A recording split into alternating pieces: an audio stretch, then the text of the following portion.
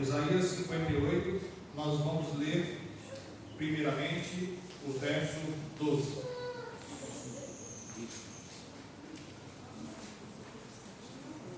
E diz assim: os teus filhos edificarão as antigas ruínas, levantarás os fundamentos muitas gerações, e serão chamados restaurador de brechas, restaurador de veredas, para que o país torne habitável. Aqui em Isaías nós encontramos uma profecia, e é uma profecia condicional, mas essa profecia ela se aplica a nós hoje também perfeitamente. E aqui no texto, a Bíblia diz, Deus está falando que nós devemos ser restaurador de brechas, restaurador de veredas. Brechas, eu acredito que todo mundo sabe, um buraco, uma brecha, uma falha. Veredas é caminho. Então, qual que é o papel?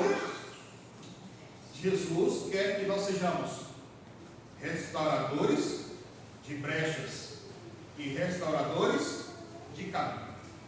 E aí, logo em sequência, onde Deus faz esse chamado para o seu povo, para que ele possa ser essas duas coisas, olha o que vem em sequência. Verso 13: se desviares o pé de profanar o sábado e de cuidar dos teus próprios interesses no meu santo dia, e chamares de santo, deleitoso, o santo dia do Senhor, dia de honra e honrares, não seguindo o teu caminho, nem pretendendo fazer a tua própria vontade, e nem falando palavras vãs. Então, em sequência, Deus dá uma advertência, um chamado para o seu povo: eu quero que vocês sejam restauradores de brechas, restauradores de caminhos. E logo em sequência ele traz orientações como deve ser guardado o sábado. Agora eu pergunto para os irmãos: o sábado está incluído nas brechas que deve ser restaurado? É obviamente o contexto direto. Então o contexto direto diz que o sábado tem que estar com brechas. E Deus quer levantar um povo para restaurar as brechas. E aqui ele colocou algumas palavras. Eu só vou frisar duas. Não seguindo a tua própria vontade. A pergunta é: no sábado você está fazendo o que você quer ou o que Deus quer que você faça? Então, se você está fazendo o que você quer, você não está guardando o sábado. Você não está sendo restaurador de brechas. E a outra coisa que eu vou destacar: no sábado você tem falado palavras vãs. O seu vocabulário, a sua conversa no dia de sábado, ela é diferente do restante dia da semana. Se não, busque a Deus para que possamos mudar as nossas palavras no dia de sábado. Tem muitas outras brechas que nós poderíamos falar, mas eu vou ficar só com essas duas por enquanto. Então vem o verso 14 e diz assim: então que se você for um restaurador de brecha, se você for um restaurador de caminhos, e se você guardar o sábado devidamente, agora vem o quê? Uma promessa. Então te deleitarás no Senhor, e eu farei cavalgar sobre os altos da terra, e te sustentarei com a herança de Jacó, o teu pai, porque da boca do Senhor o disse. Acontece que muitos de nós, o cristão de modo geral, as pessoas de modo geral, quando se trata de promessa, as pessoas querem o quê? Agarrar. Quando se trata de benefícios, as pessoas querem os benefícios que Deus está disposto a dar. Agora, quando se trata de ter fidelidade para que Deus então cumpre a sua promessa, aí as pessoas já não querem. As pessoas querem as promessas divinas, mas não querem ser fiel a Deus que deu a promessa. Então Deus tem levantado para nós um desafio, que nós sejamos restauradores de brechas. E primeiro nós temos que restaurar as brechas que estão na nossa própria vida. E depois nós devemos restaurar as brechas onde está ocorrendo. É dessas duas vertentes que Deus está nos chamando. Nós agora vamos lá, no final da mensagem nós vamos voltar para Isaías, mas agora nós vamos lá para Neemias. Neemias é um caso perfeitamente que tem perfeitamente uma sequência com o que nós lemos aqui em Isaías. Eu vou fazer uma pequena recapitulação, uma pequena introdução do livro de Neemias. No capítulo 1, Neemias, que era o copeiro do rei, no capítulo 1, Neemias fica sabendo da situação de Israel. E ele fica o quê? Triste. Então, a primeira aplicação que nós vamos fazer de Neemias, se você ficou sabendo da situação desagradável dos seus irmãos em outra localidade, ou mesmo aqui nessa localidade, qual que deve ser a nossa reação? Neemias ficou triste por eles, por aquela situação, pela situação de Jerusalém. No verso 2, Neemias então apresenta triste ao rei, o rei percebe a sua tristeza, então ele tem a ousadia de direcionar ao rei, contar a sua tristeza e pedir o favor do rei. E Deus atuou naquele rei para que a bondade divina fosse exercida através daquele rei. Então, Neemias, o rei dá autorização, Neemias sai com o seu propósito. Mas Neemias não fala nada para ninguém no primeiro momento. Isso também é importante para nós. E muitas das vezes, nós precisamos amadurecer a ideia que está no nosso coração, a impressão que está na mente, que o Espírito Santo tem colocado, para que depois nós falamos para outras pessoas. Mas muitas das vezes, nós falamos as coisas sem estar amadurecida na mente. Às vezes aquela ideia é uma ideia errônea, ela precisa mudar o foco. Então isso ensina para nós que nós não podemos ser precipitados. Nós devemos ser ousados, que é diferente de precipitados. E aí, nós continuando, no capítulo 2 também começa a apresentar um personagem que ele é o símbolo de toda perseguição. Todas as vezes que você estiver restaurando brechas, sempre vai ter um crítico. Sempre haverá uma perseguição. E se tratando do sábado, e eu nem sabia o tema do Prova e Verde, mas você percebeu que serviu perfeitamente como ilustração. Se você decidir observar o sábado conforme Deus pede, conforme Deus manda, você vai receber críticas.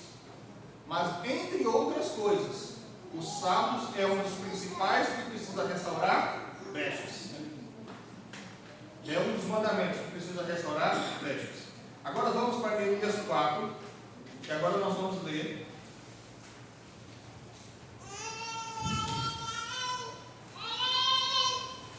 Neemias 4, verso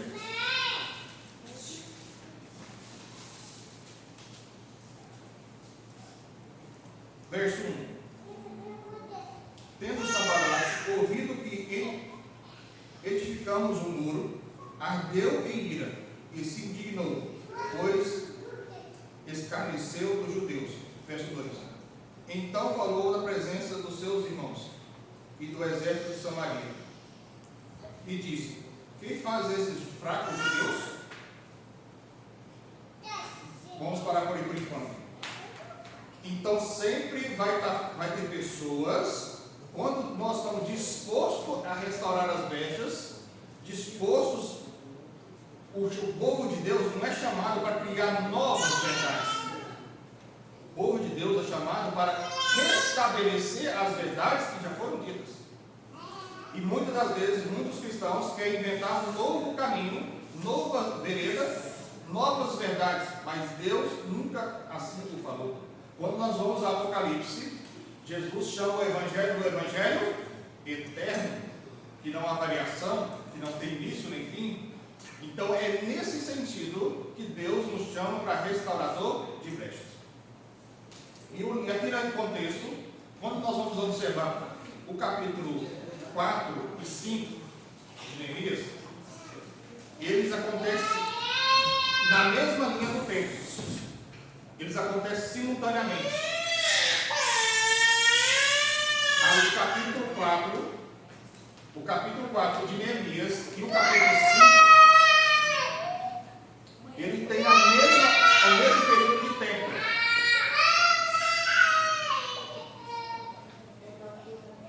Se os irmãos não olhar essa detalhe, às vezes não vão entender. Porque não é. E quando está acontecendo no capítulo 4, também está acontecendo no capítulo 5. Vocês entenderam? Que está na mesma linha do tempo? Então vamos continuar aqui no capítulo 4. Então Neemias, ele chegou, ele teve no coração, ele foi sabendo a notícia de Israel, e especialmente sobre o que? A notícia? Sobre os muros, que estavam todos derribados. Enquanto nós vamos estudar Esdras, nós vemos que o foco de Esdras é a reconstrução do templo. Mas quando nós vamos para Neemias, o foco é a reconstrução do muro. Porque os dois é de suma importância.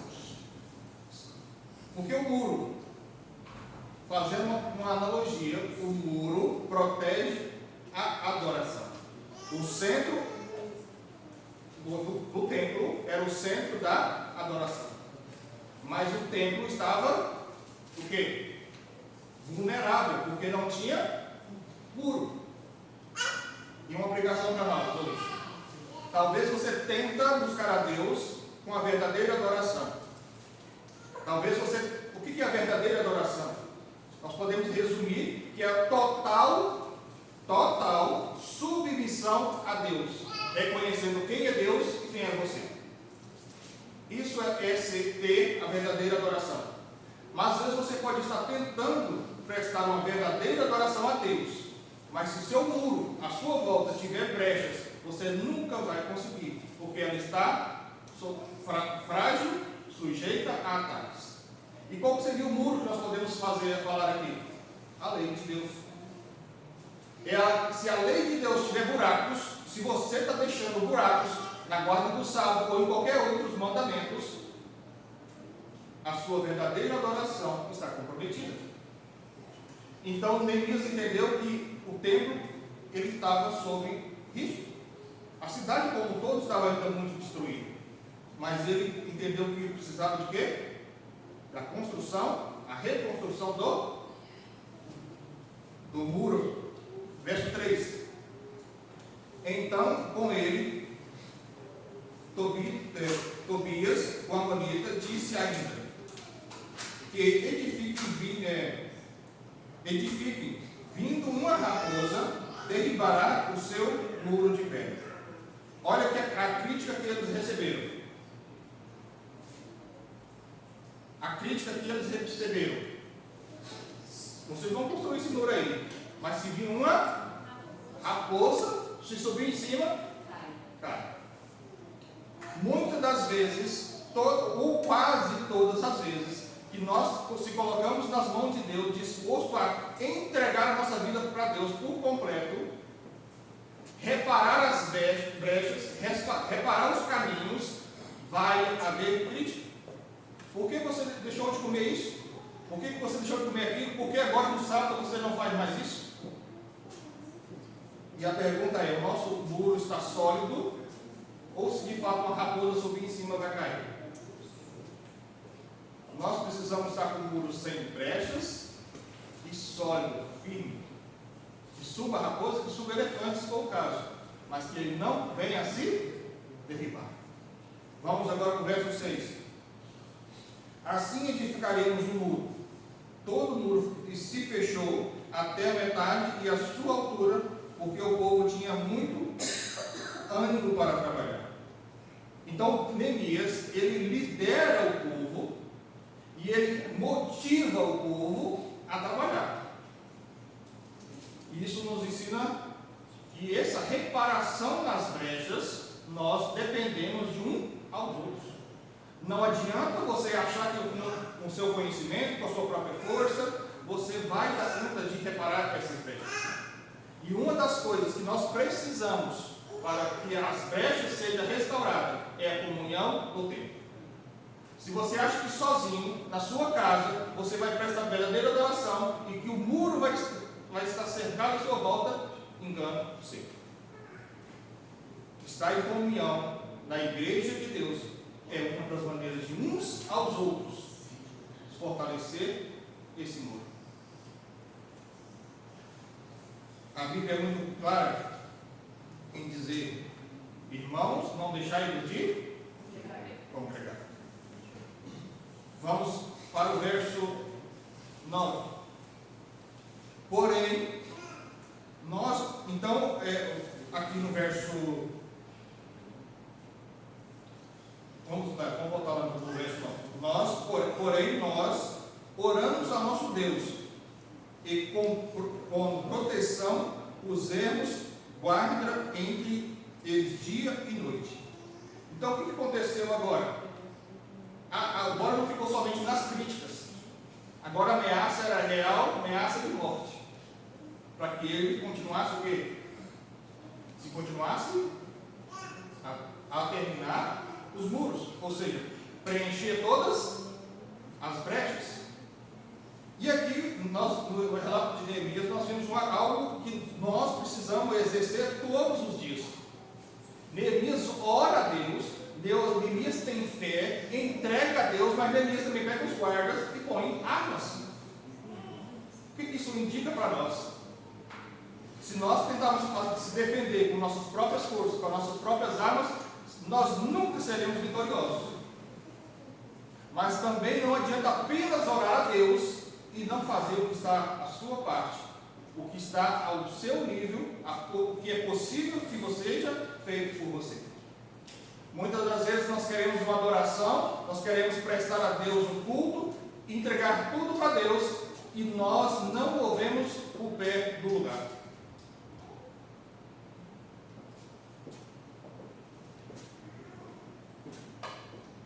Mas Neemias, ele entendeu que, embora a fé dele era forte, uma fé viva, ele sabia que ele também precisava agir.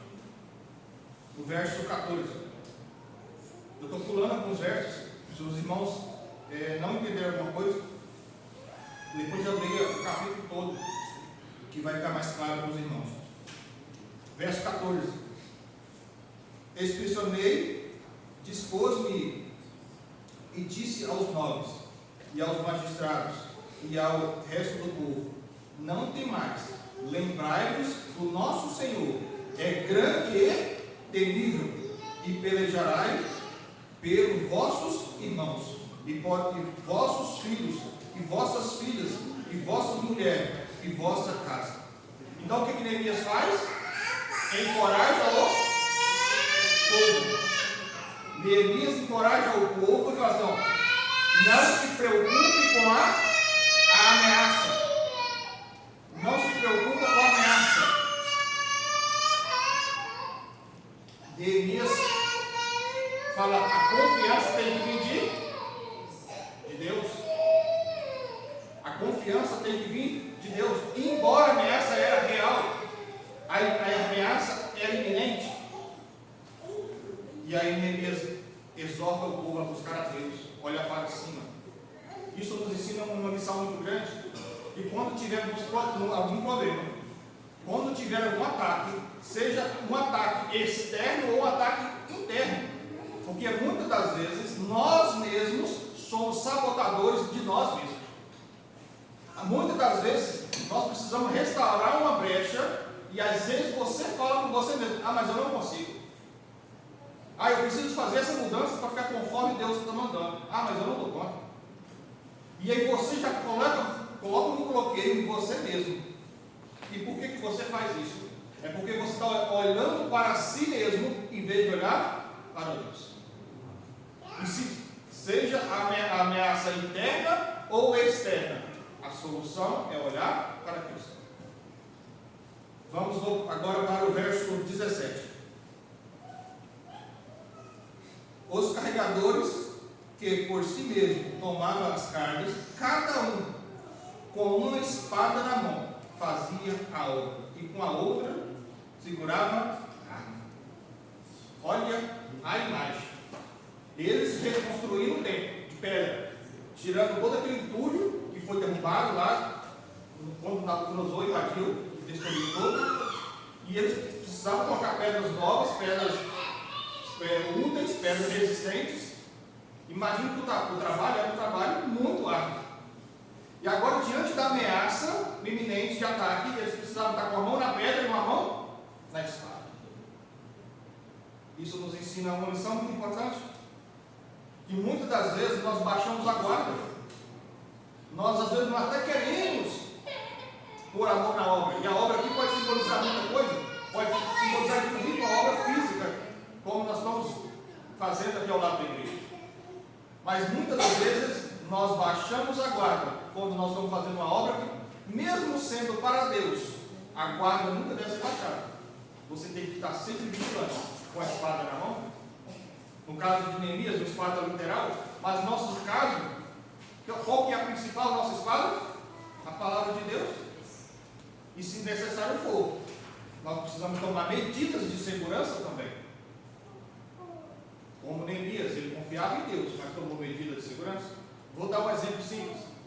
Imagina que você seja uma pessoa de muita fé. Você tem uma fé fervorosa, mas você mora numa cidade muito insegura. E aí você, não, eu não vou fazer muro na minha casa, eu não vou pôr lá, não vou pôr nada, porque Deus me protege. Isso é a atitude de um cristão. Se está no teu nível fazer essa proteção, você deve fazer. Porque se você confiar em Deus, que a sua casa nunca será arrombada, por negligência, você não está confiando em Deus. Você não está tendo humildade. E outra coisa, quando nós vemos aqui o relato, nós percebemos que as pessoas tinham multitarefas. Quando a gente lê todo o capítulo, todo o livro, mas os capítulos até agora, nós vamos dizer assim, o chefe X era responsável por um pedaço do muro daqui até ali. Ele está falando qual era a profissão desse chefe de família. Tinha aqui, por exemplo, pessoas que trabalhavam com barro e etc, etc. Ou seja, não era a função de fazer muro. E eu quero fazer um parênteses aqui sobre os nossos dons e nossos talentos.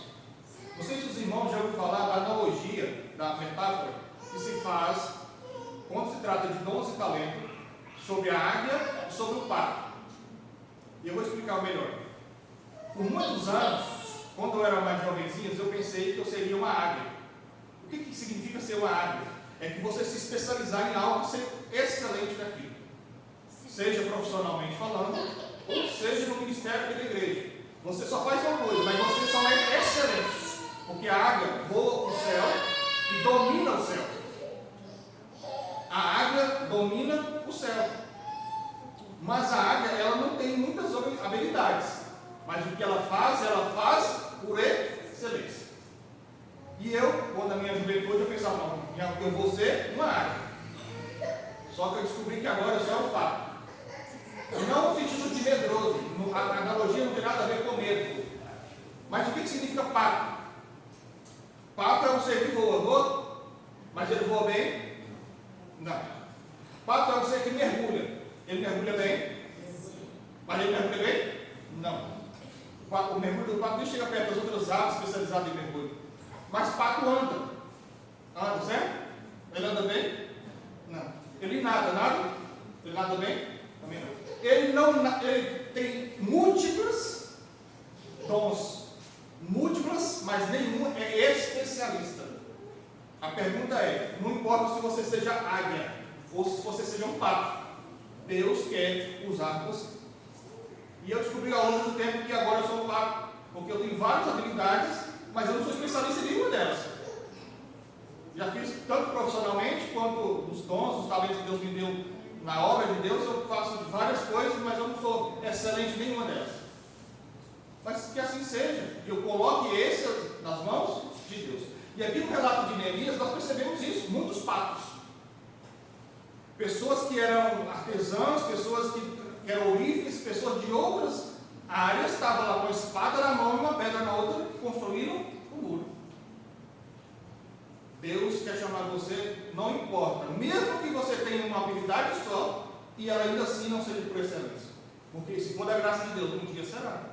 Ou você vai adquirir outras habilidades. Mas no processo de restauração de muros, é necessário do quê? Dos dons e talentos em obra. Não é os dons e talentos guardados. Eles têm que estar o quê? Ativamente em exercício.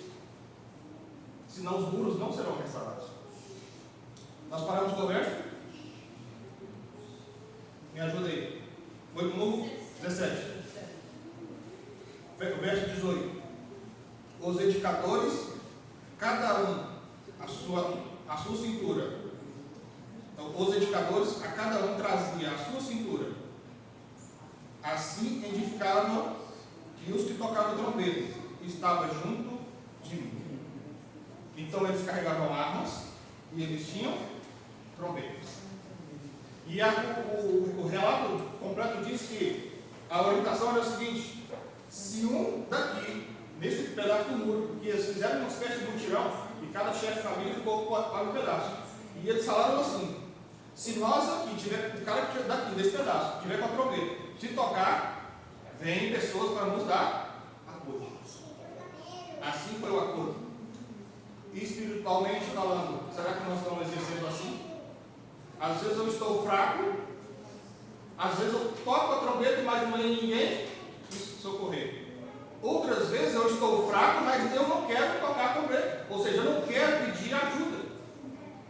Às vezes o seu muro está com problemas e permanecerá com problemas, porque você não pede ajuda.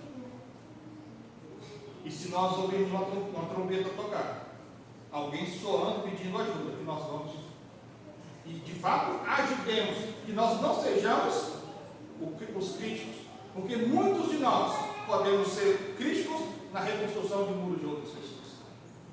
Muitas pessoas zombam de irmãos de fé pelo trabalho que faz, pelo desejo de crescer na graça, nas reformas e por assim adiante. Nós vamos voltar agora. Tem muita coisa que Neemias nós poderíamos falar, mas nós vamos voltar lá para Isaías.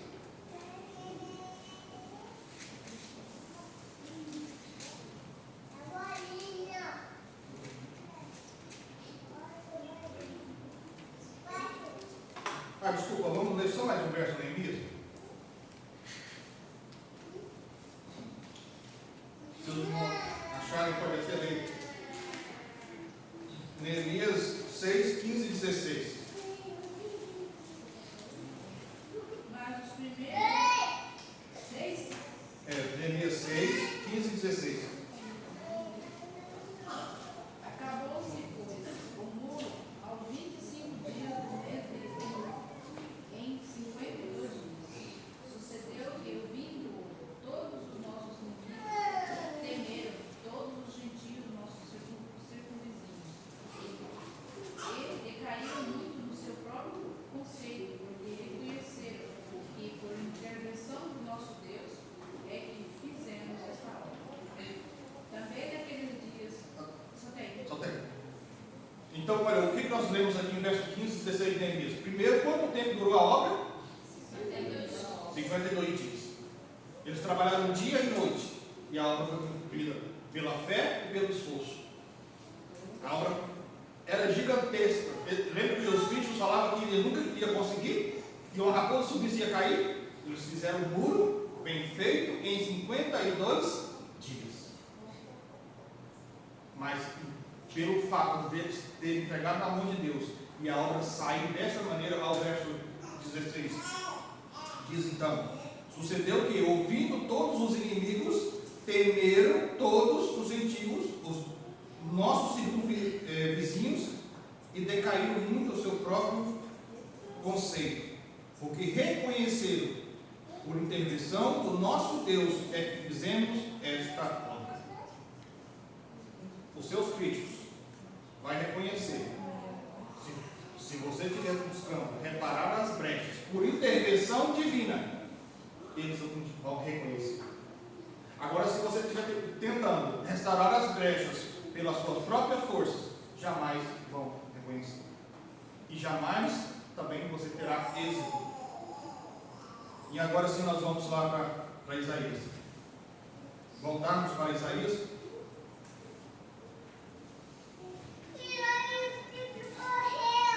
Isaías 60 primeiro. O verso 18. Então lembra que nós falamos no início que esse trecho do livro de Isaías é uma profecia e ela tem dupla aplicação. Ela é uma profecia condicional e que essa profecia chega até nossos dias.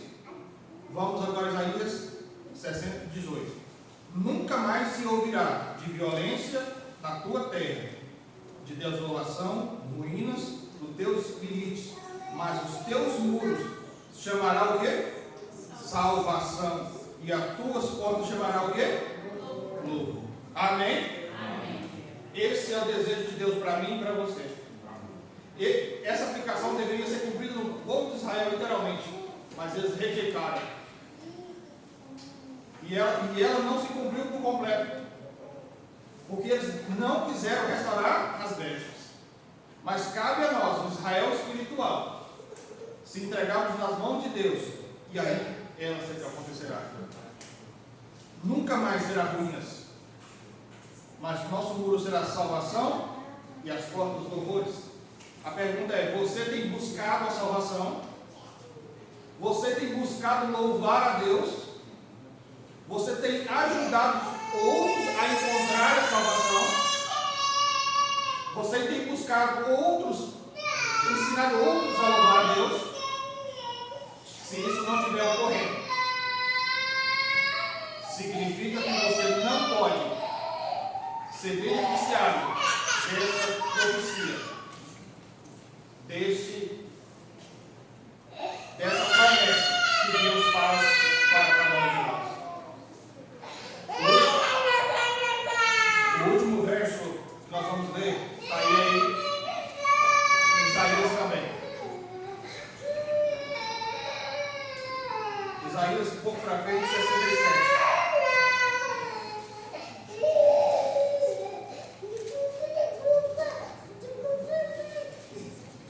Isaías 67, verso 23. Não, desculpa, 66. Isaías 66, verso 23. E que será de uma festa? E que será de uma festa da lua nova a outra, de um sábado a outro. Virá toda a carne a adorar perante mim, diz o Senhor. Amém? Amém. Você só pode falar amém se você poder falar amém com Isaías, o primeiro verso que nós lemos. Você está disposto a não fazer as coisas da tua própria vontade? Você está disposto a não falar palavras vãs no teu santo dia? Você está buscando a Deus para preencher essas brechas? Agora você pode falar amém. Porque muitos, como eu disse, quando fala desse momento, amém, glória a Deus, mas quando cabe a ele buscar a crescer, preencher as brechas, não, aí eu não quero. Então o livro de Isaías se encerra com a promessa do novo céu e da nova terra, onde essas promessas vão se cumprir por excelência. Mas para que nós possamos ser beneficiados dessas promessas do céu, as reformas começam hoje. E nós precisamos levar essa mensagem para os outros. Tantas pessoas acreditam que o sábado era somente para judeu, sendo que o sábado foi estabelecido no Éden, quando não havia judeu. E aqui a última menção ao sábado está onde? Na eternidade, na nova terra e no novo céu. Então, muito antes do judeu havia sábado. Muito depois que não haverá judeus, porque haverá apenas um povo. Eles têm o sábado. E nesse intervalo, por que você não guarda o sábado? Você aceita Jesus como Salvador? E por que não aceita Ele como Senhor? Só há salvação se você aceitar Jesus como Salvador e aceitá-lo como Senhor da sua vida. Se você tem a dificuldade em algumas brechas, eu estou falando, pode ser várias outras brechas. Talvez as suas brechas estão na sua fidelidade ao dízimo, à oferta. talvez precise de preencher essa brecha. Talvez a sua fidelidade a Deus, nos seus dons, nos seus talentos, não importa se você seja águia ou seja pato, talvez seja a brecha que você precisa restaurar, precisa preencher. Não importa onde você esteja errado, ou em um ou em vários lugares, mas clame a Deus por misericórdia. Porque aqui no livro de Isaías também diz: buscai a Deus enquanto pode achar. E muitas das vezes nós prosseguimos a vida, vamos levando a vida, e vai chegar um dia que nós não vamos achar a Deus. Hoje é o dia de você fazer uma entrega completa para Deus em toda a sua vida, em todas as áreas da vida. Eu tenho certeza que tem brechas para ser preenchidas. Como está seu muro? Subir uma raposa vai cair? Ou pode subir um elefante? Como está a sua adoração? Eu gosto de terminar minhas mensagens contando histórias.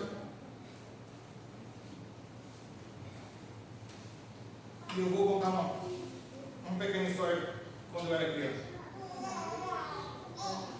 Eu comecei a trabalhar muito novo, mas uma criança bem nova, muito nova. À medida que fui crescendo, o trabalho foi aumentando conforme eu crescia.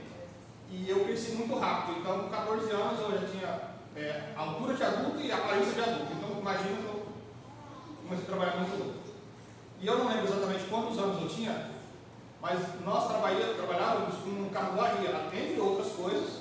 Nós tínhamos um sítio, e a gente plantava, colhia e também fazia carvão para mandar para a indústria da siderurgia.